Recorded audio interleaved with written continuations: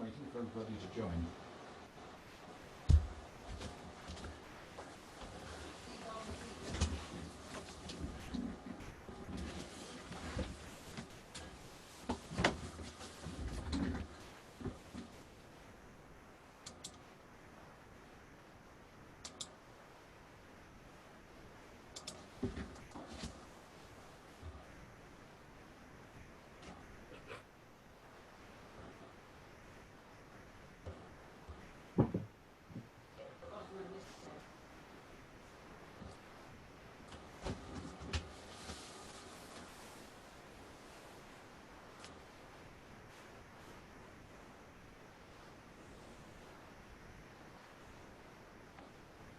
Tony, what's happening?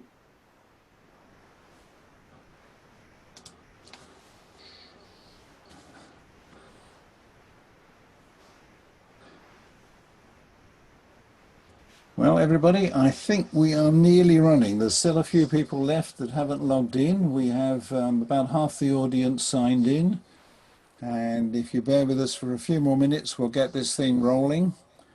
Everyone behind the curtain, working hard, ready to run the show for you. So give us a couple more minutes so we can catch everybody that's maybe struggling to log in, and we'll get this thing rolling.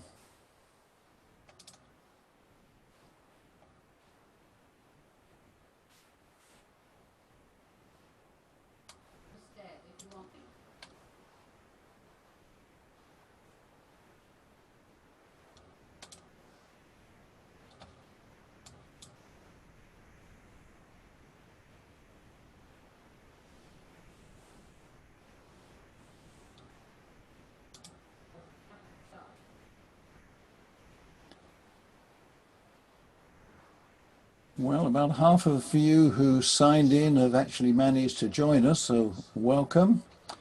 I'm going to take a few minutes just to go over how we plan to run the webinar.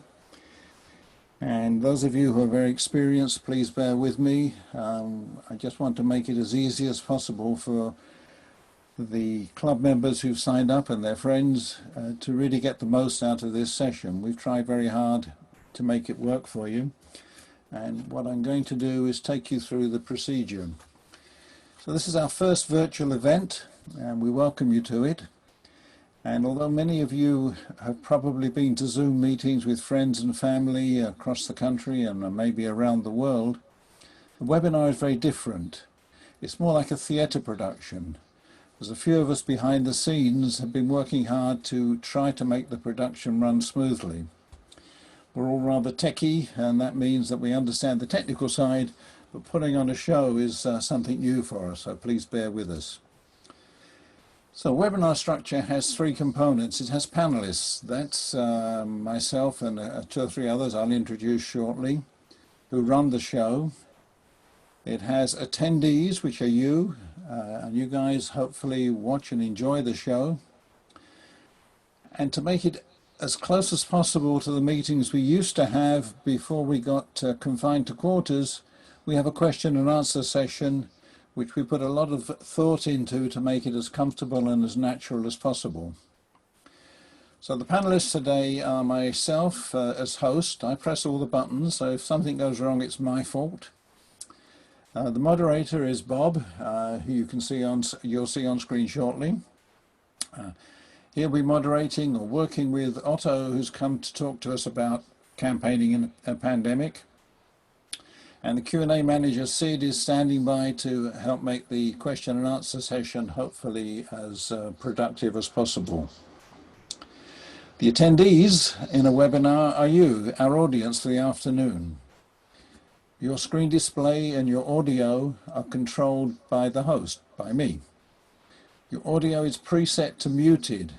You can't unmute it, so you can relax and say whatever you like. We can't unmute it either, we can't hear you. And your camera is blocked. We don't have any video feed from you at all. So when we get to the question and answer session, there are two parts, not too dissimilar from the way it used to be before the shutdown. So as in a normal meeting, you can jot your questions and thoughts down on a piece of paper, a scratch pad. Zoom offers such a scratch pad in the Q&A button you've got somewhere on your screen at the top or the bottom, depending on what you're using. After the presentation, we open the floor as usual for questions, but that's going to be handled a little bit differently to a real life situation, but we try to make it as close as possible to that as we can. So you'll see along the bottom or along the top or on the side of your screen a little hand. If you've got a question you want to put to Otto about what he's talked about or what he hasn't talked about, if you click on that little hand, the hand will go up. And we behind the screen, we panelists will see you put your hand up. So you can put your hand up during the session or whenever you've composed yourself, you think you have a question to ask. When Otto's finished, we'll basically work through all the hands that are up one at a time and give you the floor. We give you the floor a little bit like we do in a real meeting. We pass you the microphone. But unlike a real meeting, the microphone is in standby, not in live mode. We can't unmute you, but we can give you the ability to unmute. So when we pass you the microphone and invite you to speak, you need to click on the little microphone, which is usually somewhere like the bottom left-hand corner of your screen, little microphone in red with a line through it. When you click on it, you go live. We can't unmute you for privacy reasons. That doesn't work. Ask your question. Otto responds. When we're at the point where it's time to move on to the next question, we will mute your microphone again and move on to the next person for their question and work through the questions like that. So the protocol for Q&A is the host will invites the questioner to turn on or unmute their system microphone. I'll then confirm to you that the microphone is live and invite you to ask your question. When you ask the question, everybody in the webinar, all the attendees, all the panelists, will listen in just as though you were in the hall as in the old days. Microphone is switched back to muted at the end of the question and any back and forth between you and Otto. And I can see hands going up. Dwayne's hand's gone up. Robert Williams' hand's gone up. We won't take questions yet. But what we'll do is move on to the next slide. And we'll actually start. I'll get out of the way. Hopefully it wasn't too boring, but this question and answer thing in the webinars we've tried to run in the past has always been an issue, and it's taken away from some of the naturalness of the meeting. So I took that time to hopefully fill you in. But at this point, I'm going to pass the meeting over to Bob, and I'll ask Roger to turn his video off. So basically we'll get Bob and Otto on screen and we'll start the afternoon. Okay. Alrighty. Thank you so much, Tony, for the wonderful introduction. That was our president, Tony Berg. And I want to say to our audience out there that you guys are part of an historic occasion. You can tell your grandchildren you were at the first virtual Democratic Party club meeting. I am Bob Lapidus, and I will be the moderator for today's presentation. And I'm a member of the executive board of the Villages Democratic Party. I want to welcome greatly Otto Lee to our Democratic Club and for joining us today in this special webinar. Welcome, Otto. Otto is no stranger to us. He's been with us on, this will be his third occasion, if I'm correct about that, Otto? Yes? Correct. Occasion. I've always enjoyed when you've come here to talk with us. It's always been invigorating and great. And he is here to offer his insights into campaigning and also to talk to us about what he might be able to do for us if he becomes our supervisor, which I hope. Today's session will be covering the following areas with Otto. Otto and I will go over his background and qualifications that have prepared him to run for county supervisor.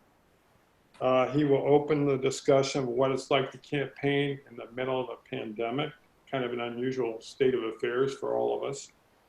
He will share with us how he sees his skills and his experience that will be of value if he wins this race to be supervisor.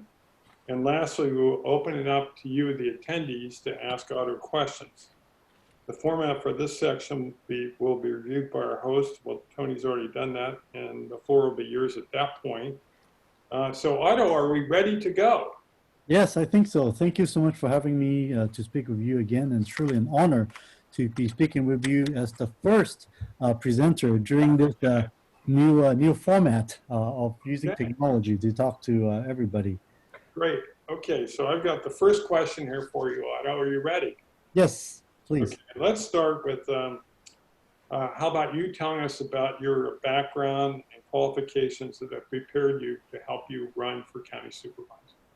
Great. What I'll do is I'll go ahead and try this share screen feature that I prepared, and hopefully that would work as well, and see if we can make this work. 1 second.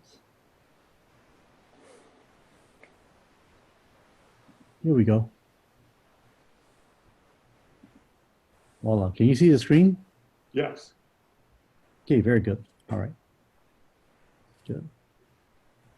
Now, does this take over the entire screen, or can the audience still see us at all at this point, Tony? I'll check, but I think so. I think so, because I think we're seeing what points. Okay, good. So this is exactly where we want to be. Okay, awesome, great. Well, thank you so much again for having me here today. It's been a very long road, as I said. Many of you know that this race took place on March 3rd, and we came into top 2, which is really exciting for us. Being the 2 candidates going to the general November election, you basically need to have at least 50% to win the race. Nobody did, so this will be the two candidates going through Assemblyman Kenson Chu and myself, the 2 that will make it to the November ballot. It's a long journey, because some of you might have remembered I actually ran for this seat as early as 2008. Also came in top 2 that time, but I came in number 2, and Dave Cortese, of course, beat me in the general election and served well on the county supervisor over the past 12 years, and now he's moving on to run for the state senate, and that's why the seat is now opened up. So yeah, certainly been a long journey, but again, there'll be another 5 more months of campaigning. As everybody knows, the election date's going to be on November 3rd, which is basically 5 months from now.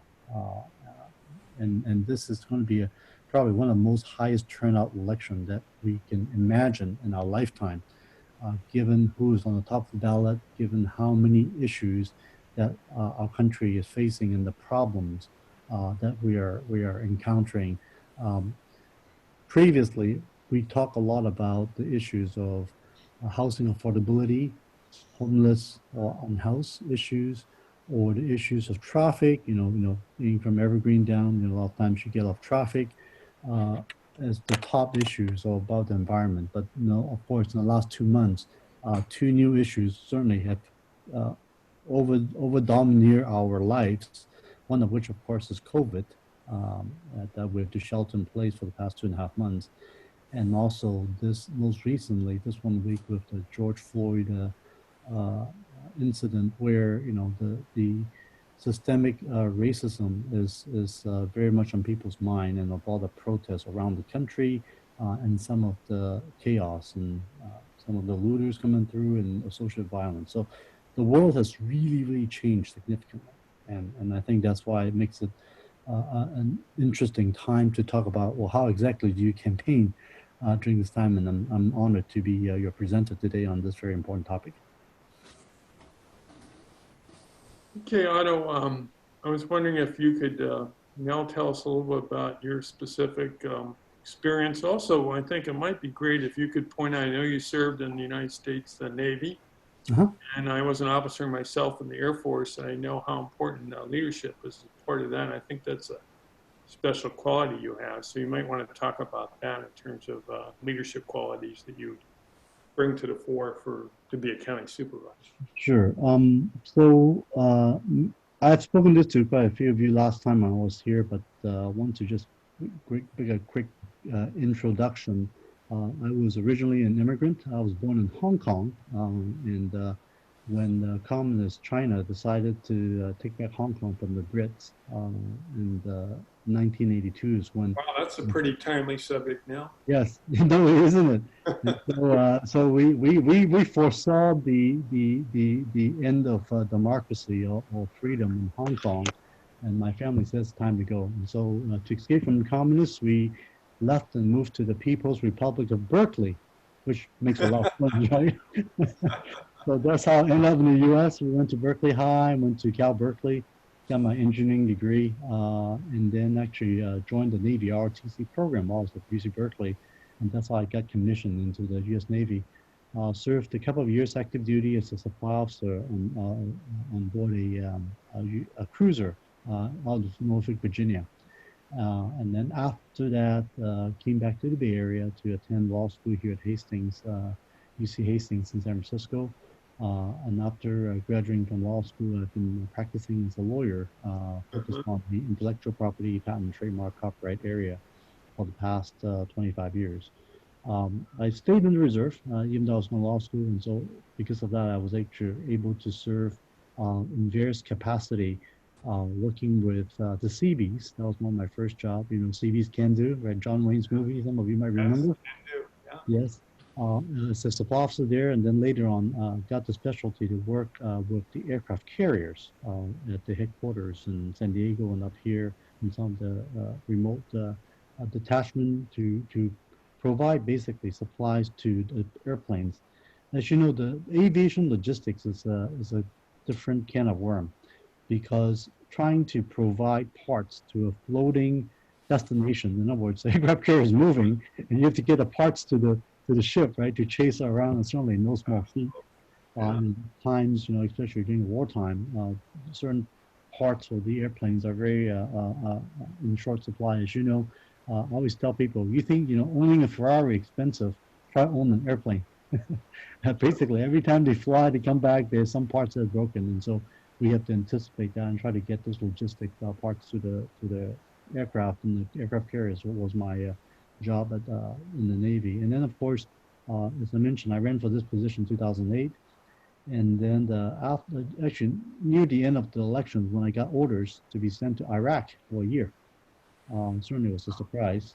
I used to joke about saying that, you know, I'm in the Navy Reserve in logistics. Why are they putting me to the front line? Who the heck did I piss off to get these sort of orders, right? But you know what? You know, when life deals with lemon, you make lemonade and lemon pie and whatever, right? So so I went. I know how you feel a little bit on it, because I was in the Air Force Reserves and I never thought I'd ever be called up. I wasn't, but I can imagine the shock it might have had given your young family. You know, when you join the reserve, the advertising that we get was 1 weekend a month, 2 weeks a year. Remember? Yeah, Well, when you get sent to Baghdad, it doesn't feel like 1 weekend a month anymore.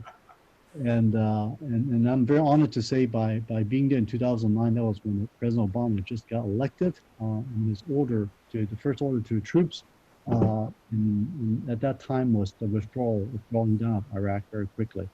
So being logistics, my job, instead of bringing things to Iraq, it turns out to be the opposite. I was trying to get things out of Iraq and get the material moved quickly from one base to another, under contact, which means that, you know, we're still being shot at, and try to bring the troops home safely. So I'm very honored to have that opportunity to do that. And here's a picture of me. There was actually a picture taken when I was there. Vice President Biden at the time came a few times to visit Iraq. Wow. Ah, yes. So you saw what was going to happen. Yeah. And you know, one thing about Joe Biden, he is never short of words. So he always liked to talk to people. So when I went up to talk to him, and we had a good couple of minutes chat about what he was doing and how he's trying to make peace between the Kurds and the Shiites and the Sunnis, in the different sect of Iraq, which of course is extremely fragile as of even today. And I would say he actually was there a little bit more often than I thought, because of our ulterior motive. Because at the time, his son, who since has passed away, Bo Biden was actually serving in Iraq as well at the same time I was I there. remember, He yeah. went a few times. That's a Really very impressive picture of the two of you. Yeah, thank you, thank you, thank you. And you can see all the food back there.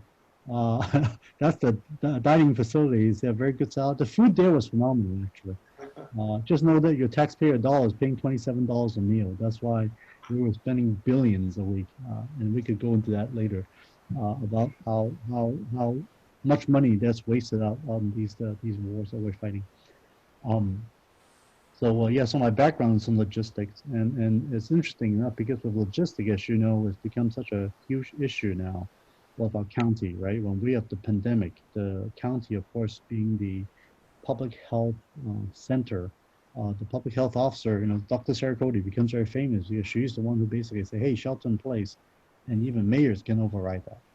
Yeah. And so the role of the county is something appreciated by a lot more people. What this role is, and I'm hoping that my experience in logistics that I could bring to the county is making sure, for example, the PPEs and the equipment needed, whether ventilators, whether it is masks and gloves and the clothing required by our first responders or nurses at the hospitals. Those are items that we call never out. We can never run out of those things because once we run out of those things, literally people will die, right? Absolutely. So those are the things I'm hoping to bring, like I'm supplying aircraft carriers to bring my experience to the county to make sure that we are prepared for the next, whether it's pandemic or the next earthquake. A lot of those things, or wildfire for that matter, right? Because a lot of these things are not a matter of if, it's a matter of when. And we just have to be ready and prepared. And as we have learned, this president that we have certainly was not at all prepared. He doesn't understand. He doesn't believe in science. He hear these anecdotal stories and start taking hydrochloroquine. Oh boy, yeah, we Yeah. could go on that one, but sorry to go on the tangent there. Sorry about. No, that's fine. It's all part of what we're all about here in the Democratic Party is, talking about a better future for all of us. Yeah, Amen. so I wanted to know, Otto, if you could tell us, I know there's also always the personal um, part of a person that's campaigning, that's behind the scenes. So I'd like you to talk for a minute about that beautiful family we saw in the picture Ah, there.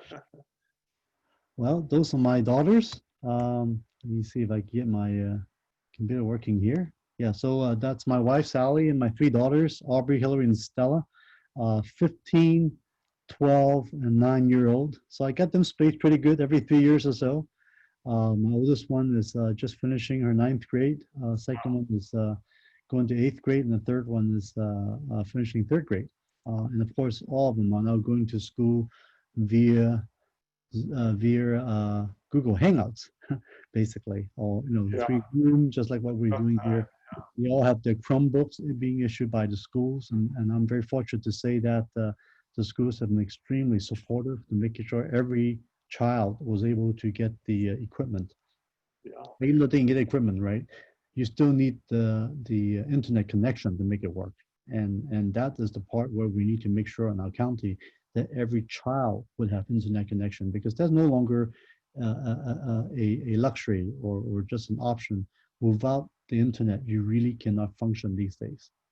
Well, I think that's a huge asset that you have a family like this that you can relate to the average issues facing the county, in terms of needs and schools and so forth. But what a beautiful family, and everybody's smiling. They seem so happy together. It's terrific. So Otto, tell us a little bit about what you, what this is like campaigning in the middle of a pandemic. How do you have to think about this differently? And what might be some of your strategies for bringing as many people on board in this election? Right. As you know, the whole idea of during this pandemic, in order to campaign, you really need to uh, reach out people in a very different way. And let me try to go to one of my other slides that we prepared to see if we could go through and explain some of the things we can do. So as you know, the election we had was March 3rd, right? We're trying to get people to vote. One of the things that you know is that the county of Santa Clara has now moved to all mail-in ballots, right? Some of the states are still fighting it. I mean, we had a lawsuit in Wisconsin that actually, unfortunately, lost. The good news on that for folks who were paying attention is that even though the Democratic Party wasn't able to get the mail-in ballot as an option with Supreme Court 5-4, on at the end of the day, the Democratic candidate that ran for those seats actually did won statewide, including one of the Supreme Court judges. Yes. So that was really good news, and it really is a good bellwether where things are coming forward. So that's exciting. Now, as I said earlier, because of this COVID in place business, certainly has throw a wrench to everybody's life and how campaigning is being done. And you know, it's you know, I'm sure people are all pretty sick and tired of this shelter in place by now. It is a health crisis of our lifetime, but you know, we kept saying that, oh, by staying home you're saving lives. True, we are, but you know, how are we going to talk to your voters, right? For those of us who have been in campaign, canvassing is everything, right? We got to talk to the voters. You know, knock on doors. How many doors have you knocked? You know, in a primary election, we knocked on over 16,000 doors. Well, guess what? If I go out and knock on doors now, it's legal. I get arrested. So Yeah, we don't want to see you get arrested during this campaign. and and the thing is, even if the shelter in place is being relaxed, right? People suddenly start going out, right? Eating out, go to movies. And when you knock on door, are people going to open the door for you, right? Under that, so these are the real challenges that we have to face. And then one more thing I want to mention is, how about the so-called second wave? Would this be a spike in the fall? So these are things that I just want to bring it up. Now, as I said earlier, we have the other issue with the Black Lives Matter protest that we're getting an unrest for the George Floyd issue. As Democrats, we are also, as any Americans, should be pained to see these type of injustice still existing in our communities. And it's not just one city or two cities. There's so many different cities, so many places, and something that we really need to get around and make changes to fix the systemic problem. And of course, we have somebody on top who absolutely does not understand it. He believes he needs overwhelming force to stop everybody. And as we all know, the most important thing that the police has is not the baton, is not the guns, is not the bullets, is their relationship with the community, is the hearts and mind. Because if the people are with the police, like when you see the police are kneeling down, marching with the protesters, there's no violence. There's no problem. So, Otto, can I ask you a question about Sure. that? How do you, what is your perception of the kind of job the San Jose Police Department is doing, and particularly in our county, relative to what we're talking about? I'm to be frank with you, I'm a little disappointed with San Jose, because as progressive as California, especially our cities, have been with our elected officials and the dialogue, but when it comes to our police response to some of the issues out there, I find it surprising to see that our police chief have not been doing some of the things I've seen in other places, like Flint, Michigan, for example. You have the police chief out there. I lost you there. I lost your voice there for a second. Can you Sure. go back a sentence? It got jumbled. So I was talking about some of the police chief in other cities and other states, like Flint, Michigan was a good example, where the police chief took off his gear and then start marching with the protesters. Right, exactly. It was extremely well received by the protesters to show that there's the empathy, and Right. that goodwill and relation that was built is so powerful. You have other police chiefs out there taking the knee to show that support. And those are the type of things that I have not yet seen in our own city in San Jose, which I find it to be surprising. Obviously, if there's violence going on, they need to do their job. For example, if you have looters, let's get it very clear. Looters are not protesters. Those are two separate things. They're taking advantage of protests to break windows and steal things, and we need law enforcement for that. What we're seeing. So Otto, if I could stop you there for a second, as supervisor, will you have the ability to influence or impact that? Absolutely. The law enforcement power with a county and city, you have the sheriff's department, which is under the county's jurisdiction, while the city's police is, of course, under the city's jurisdiction. As any of the council member, the mayor, and the supervisor, these are the bosses of the sheriffs and the police chiefs, and the leadership is from the very top. And in terms of setting the policies, whether the training manual and how to respond on the issue of use of force, right? What I see is the fact that the use of force is not appropriate in many of these circumstances. I attended one of these protests yesterday, not so much protest, a press conference held by the NAACP yesterday. Many of the activists were there. It was completely peaceful. There was no issue for 2 hours, a lot of speakers talking. And what I find interesting is what's not there, what's absent. What's absent was the police officer. Wow. The police officer was not there. And the thing was peaceful. That's a little disturbing. Yeah. It is a disturbing idea to find that police there is actually in many ways provoke more problems than needs to be. So I could see that that's something that we need to be working on to make sure our police are trained to understand that they are not looking at enemies when we look at protesters. These are all of our own neighbors, our citizens that we're serving. And that respect really needs to be built and trust. Mm-hmm. Very good. Right. So, Otto, as a military man, someone who served in the Navy, how do you feel about our commander-in-chief being willing to call out the United States military to intervene? I think it's absolutely overkill. It's the issue that's needed. As I said, the most powerful thing here is trust and respect and understanding between the community and our own folks. I could see there might be some limited use potentially for the National Guard, like they are doing it in Los Angeles, like guarding some of the monuments or areas, so that by them doing that, it will free up our police officers to deal with the lootings and all that. That to me makes a lot of sense.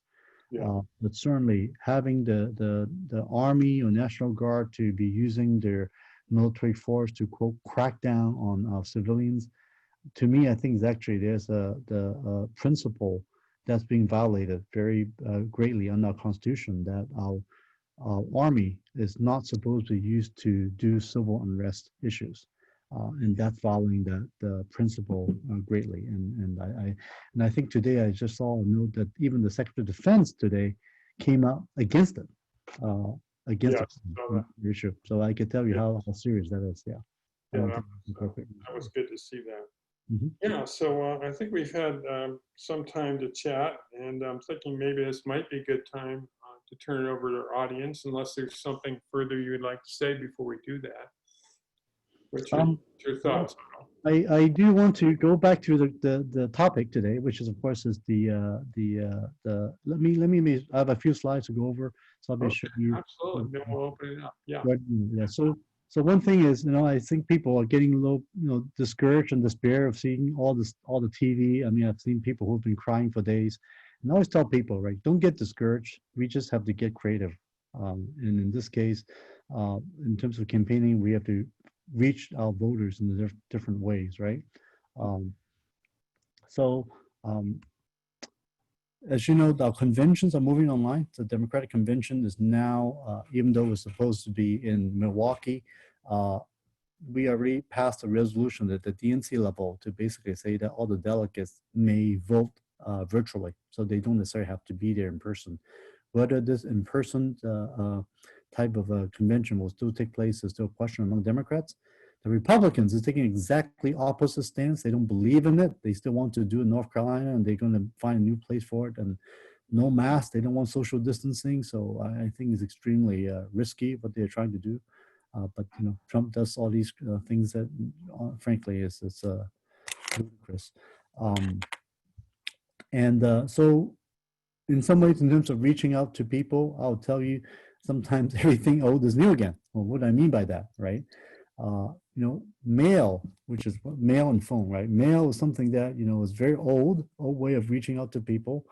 But when people are stuck at home, they really look forward to getting the mail and the postman. And so the mail pieces that you get to send out, right, actually something that might actually get more attention the old adage is that the time between the mail hits the mailbox of a person looking at it to the recycling bin is 7 seconds. But under this circumstance, it might actually be a little bit more valuable. It might sit around a little bit longer if people take the time to actually read it. Yeah. So we've got like printed materials, like I talked about.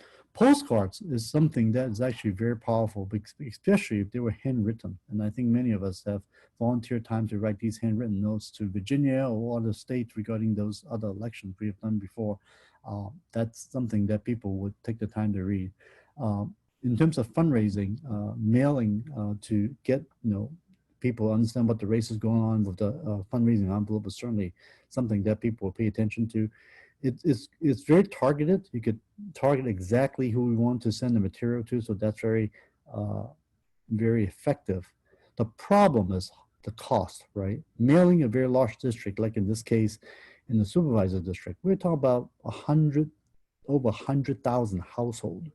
When you do the math of 100,000 pieces of mail for anything, Yeah. even at 25 cents at this bulk rate, we're talking about $25,000 just on the mail, right? So it's very expensive to do mail. So what else can you do, right?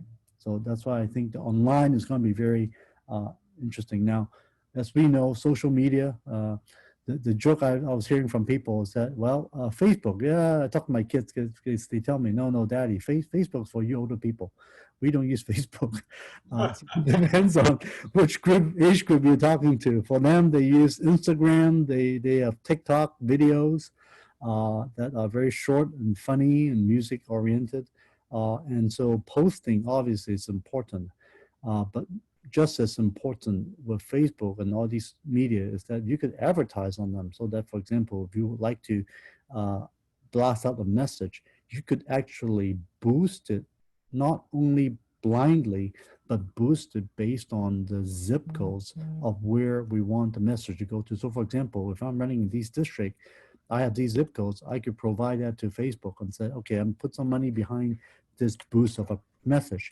And folks living in that area will be able to see it. Now, I'm not as good as able to say I only want voters. They're not necessarily voters, but people living in that area and those zip codes will be able to see those messages. So this is far more accurate than just TV advertising, for example, because when you do TV, everybody sees it everywhere. Versus Facebook is far more accurate in terms of that. And the cost of it is actually fairly noticeably cheap compared to other media, and certainly way cheaper than mail. Phone banking, right? Everybody knows we have done phone banking probably before. And the thing about phone banking is that, a lot of people have cell phones now. So when they see a phone number they don't recognize, they're not going to pick up the phone. So these days, phone banking is not as effective as they used to be because of that. And the other thing is the group phone banking that we're used to with 20, 30 people phoning together. Now the phone banking could be held virtually. People can do their own phone in their own home. So they have a computer to hook up to this, some type of website that we provide them. They will be given the names and people, and sometimes they have these automated dialers working with the computer. Then they don't even have to dial the numbers. So that's a much more effective way of reaching out to the voters. Texting is absolutely crucial now because you could do so many texting so much quickly. You cannot spam texting. There's actually laws that says that to text, it has to be done individually. So therefore, you actually will need somebody to physically press the same text like 1,000 times to send to 1,000 people.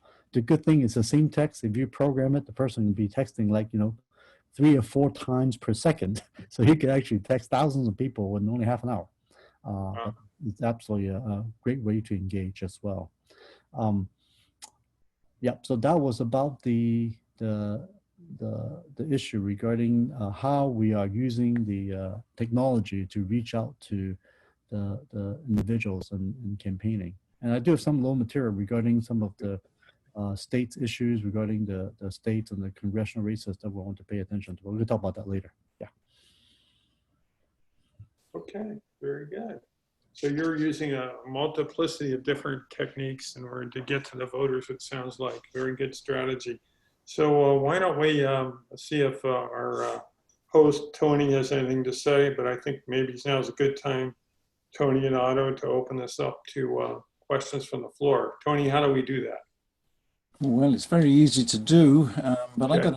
I got a question first. I don't see any hands up. I'm not sure that's because people are not comfortable putting their hand up, or just basically because it's new technology. But I was interested when you talked about using Facebook.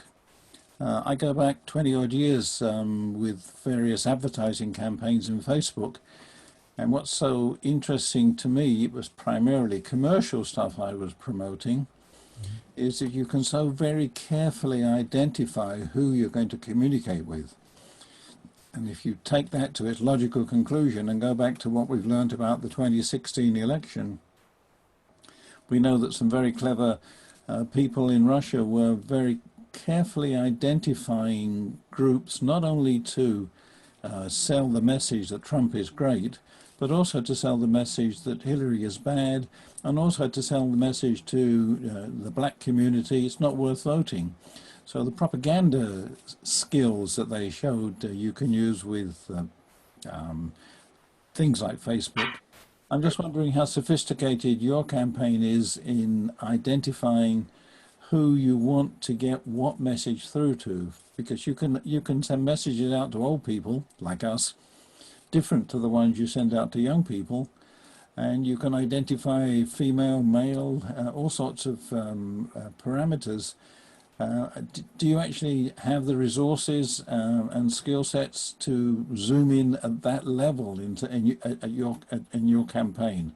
Yes, we do. And that's actually the almost a scary part of what Facebook can do, right? If you know what happened 2016 election, one of the things that the Trump campaign was able to do, which was not utilized as well at all with the Hillary campaign, was how they used social media like Facebook to very much target the vote and the messages that needs to go to the right people. Now, certainly, I'm not advancing saying that sending out fake news to certain individuals that we do not practice that type of campaigning, but Good. certainly yeah, certainly it had been proven effective in 2016, and certainly look at the results.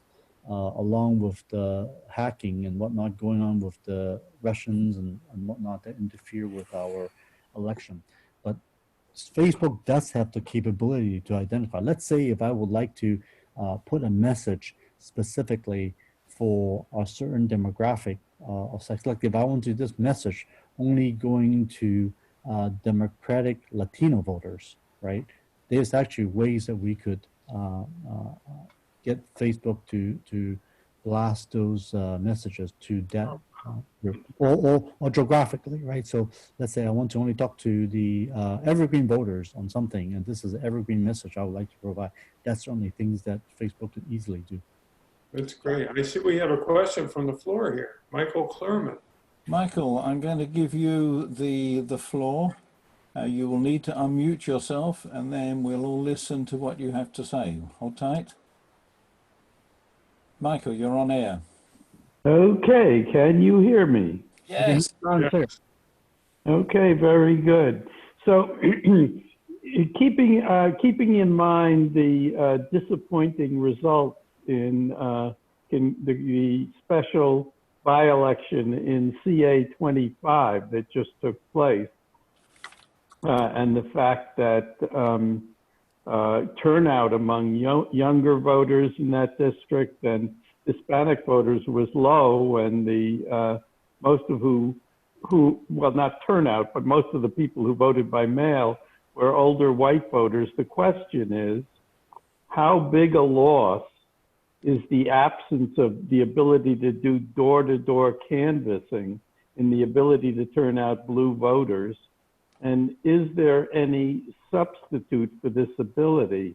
And, I'm thinking that in November 2018, when Katie Hill won the district, of course, there was a much bigger turnout, I believe, by both young voters and Spanish-speaking voters. So what are we going to do to substitute for the fact that we may not be able to do any of that door-to-door canvassing? Yes, that's a great question, Mike. Thank you for presenting. I also shifted the slide. Many of you see the House seats I have laid out as the seats where 7 of those seats, if you recall, except the one for 22 for Devin Nunes, those are all the seats that was flipped in 2018 when the blue wave swept the country and 7 seats went from red to blue. And that 25 is what you just talked about. Where Senator Garcia, the new congressman, including Christy Smith, who was supposed to try to fight for that seat to succeed Katie Hill, who resigned. The concern is exactly what we all worried about is since we have such importance of putting boots on the ground, shall we say, to get canvassers to knock on doors, to reach out to a voter, without the ability to knock on doors face to face, how are we able to get the message out? So first of all, I would say we are not giving up the work of doing the door-to-door completely. What I mean by that is there's nothing that stops us from having canvassers going to drop off, say, door hangers. You know, everybody knows what I'm talking about, pieces of material or door hangers into people's homes. So that's something that can still happen. One thing I just mentioned earlier, as you heard, is that most of the work that we're doing right now requires some type of an internet access. So those who does not have internet access will be far harder to reach if they don't have Facebook, if they don't have the cell phone, right, for texting or calling. So all those are not reachable, basically. And those, you're absolutely right, will be hard to reach. Now, another thing is every voter now will be voting by mail, correct? So because of that, you really need to have a mailing address in order to even get a ballot. So using the traditional mail is going to be, in my opinion, more important because that's how people get the ballot. Is really important to make sure the person getting it, that manner of voting will be the same way they're getting some campaign material. So I think mail, if anything, I think probably would be increased. The cost is very high, but you know, it's really back down to some of these traditional way of outreaching to people. Is it going to be bad for us? I think the jury is still out that people will therefore not show up because of the fact that they cannot vote in person. However, I would have to say that from the 2018 experience, we certainly has enough of the blue wave of the excitement and or anger for that matter. And I would say with all this bad news we keep hearing about Black Lives Matter and all these atrocities of injustice, if there's anything that has gone through to people's mind, at least among Democrats, I think, more like-minded to us, is that I think people are angry, people are upset, and the message is not so much about let's just go protest, let's go register and let's vote because voting really does matter. And one of the big things that different between 2012 and 2016 was that you know, during all the polls you see that Hillary was winning, right? The problem was that poll is it did not motivate people to show up to vote. Oh, Hillary's got this in the bag, why bother voting, right? Well, I don't think people make that type of mistake again in 2020. If you are not happy with Trump, you're upset with him for whatever reason, and there's plenty of reason to be mad at him, I think people will be motivated enough to show up to vote. Excellent. Very good. I see we have a question here from Howie and Rita Bloomstein. Howie, are you there? No, he's put it up. Why don't you read it out for us? Okay. What are the differences between you and your the other candidate, Hanson Chu? Sure. I think in terms of ethnic background, and we're both immigrants. I'm an immigrant from Hong Kong. He was an immigrant from Taiwan. He has served on the San Jose City Council, representing Berryessa District before he served in the Assembly for the past 5-6 years. I think, and he, yeah. So I think I would say some of the differences that you would see between us mainly, partly is our experience, right? I served in the military. I served almost 3 decades in the Navy, in the war zone as well, and I have a legal background. I did have an engineering degree as well. And interestingly enough, we both actually worked in restaurants. He worked in restaurants, and I also, as well, with my parents' restaurants while going to. Wow. That being said, I think our approach to things is quite different. I'll point out some of the more distinguishing feature. For example, uh, even though we both are Democrats, I do notice that there's one issue, the issue especially related to affirmative action. I think we are quite different because of this SCA 5 issue regarding affirmative action on higher education, and that he has openly voiced the fact that he does not support that effort, whereby I do believe that affirmative action has done many good things for our community and has proven historically, and something that really needs to needs to be promoted. Yeah, absolutely. Okay, great. Thanks for the answer. We got another question. What is Arbelo's chances of unseating Nunes in California District 22? I know you're familiar with that because you once took a crack at it yourself. Yes, 20, okay, so 2012, when I ran against Devin Nunes, that was when nobody would want to run against him. As a matter of fact, 2010, he had no opponent, and he wasn't going to get an opponent in 2012 either until I said, you know what, I can't let that happen. Drove down 3 hours and took on this for a 9 months project. With about over 80,000 votes, 38% of the vote. He has never attended a single debate, and that's how he operates. The sad truth of the matter is it's a very, very tough district. It's a district with the Republican over Democrats registration is about 10, even today is about 10% difference. It's a pretty red district, and it takes a lot of money. So this past cycle in 2018, we had Andrew Jans, who raised over $9 million against Nunes. And Nunes, I think, raised like 11 or $12 million. And they came within, I think, 4 points, which is really incredible for Andrew. It was incredible. Unfortunately, Andrew decided not to run again, decided to run for mayor in Fresno. So, and I think I recall I actually brought one of the candidates to the villages last time before the primary. Unfortunately, he didn't make it to the generals, the top two. So Arballo is the candidate right now, the Democratic candidate against Nunes. He's also a very good guy. The problem is, I think the chances is going to be very tough. I mean, unless Arballo can really raise the type of money and profile, this seat I don't think is that. It's definitely not on the top of the DCCC's list of. It would be a surprise if we could pull that off, but I would say chances is not good. Yeah, absolutely. Okay. Tony, I don't see any more questions out there. I don't see any more questions either, and we've been at it for, well, you and I and Otto have been at it for quite a while, but we've had our people sitting quietly in front of their TV screens, computer screens, iPads, for an hour, which in my experience is about as far as you can go. Okay. We may spend maybe another minute or so. I just want to talk a little bit about the different races that is coming up this year. Absolutely. Go ahead. Yeah. Please do. So right here, I've shown those are the districts in the congressional race that people should pay attention to. Obviously, some of these are pretty far away, and you could do postcard writing and whatnot, but at least donations, these are races that you should look at for to defend the House. However, for the Senate seat, I think this is something that's really exciting. This cycle, we actually have a lot of Senate seats coming up.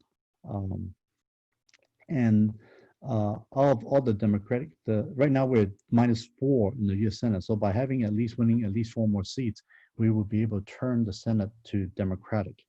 And what this map shows is these are the seats that's coming up this election. Very interesting enough, Georgia actually have both of the Senate seat up at the same time because one of them is from a short-term appointment. And now these seats, what's really exciting is that if you look at the numbers, numbers don't lie. 23 of these are currently occupied Republican, of which only 12 are Democratic seats. Of all these seats, I'm highlighting some of the seats that is most likely to be flipped or is being in contentions. Let's start with the bad news first. The bad news would be Alabama, right? Everybody remember what happened in Alabama when Doug won that special election against the Roy Moore, a horrible person. So the district is very Republican. The state's not supposed to be a Democrat based on these numbers, but he was able to win it. So the Republican really wants to take it back. So he's going to have a tough time going for re-election, although he's still very well liked. The only way that could work is if the African-American votes really come out in force. And with what's going on right now, don't count that out. So I think definitely we'll have a good fight there. Yeah. Real good news is everything else doesn't have a D next to it, because those are all seats currently occupied Republican. Colorado, the numbers are really good. Arizona as well. We have the astronaut, amazing gentleman, husband of Gabby Gifford, Congresswoman Gabby Gifford, who was shot, if you recall. And I really do believe those are seats that we should be able to win quite handily. Even the state of Maine, you know, everybody remember Collins, who has always pretended to be very moderate and nice to Democrats. I think she's in big trouble right now after the vote for the Supreme Court previously. And another state we should look at includes North Carolina, Montana, even Iowa itself. Some of these races that we didn't think these states is possible, especially because Montana is a governor is running for the Senate seat. So somebody who clearly could win in the state can win for that. Kentucky is interesting because we're talking about Mitch McConnell. He's very well known, but it turns out his approval rating in the state is less than 40%, which is almost unheard of for a sitting senator, especially somebody that high profile. So he is very high negative, so that potentially could change. Georgia, as I mentioned, there are 2 seats up, and it's going to be extremely contentious, and we might take both of them potentially. But anyways, I just listed all these so for you to do further research on, but I think pay attention to them, because obviously at the end of the day, all we need is 4 more seats and we could actually take Senate back. And so assuming that we were able to get Donald Trump out of the White House, which I think is not really a bad assumption because of what things are right now. The economy's in the toilets, and that's supposed to be the strength of Trump. His strength is no longer as much as he thought he was 2-3 months ago, and we'll have yet to see what's going on. What we really need is take back the Senate, and that's not. I mean, a lot of time people just focus on California and where we are now, but we all learn until we can get the Senate back, there's a lot of things that we really can't do. Yeah, absolutely. Well, Otto, I want to thank you so much for a great presentation. I enjoyed our back and forth together. I'm sure our participants did as well. And I want to thank our audience for sort of bridging the tech gap in our age group to weather into these waters. So fantastic. And we're open to your feedback, Tony and I. Yeah, we just about in. There's a poll coming your way that we'd be interested to see what you thought of it, how it went. Plus, for your information, the whole thing was recorded, and we'll get that up on YouTube in a few days when we work out how to do that. So I think from all of us, thank you for coming, and we'll let you get back on with your lives. Very good. Thank you again, Otto. We appreciated your presence. Thank you. Okay. Bye, everybody. Bye-bye.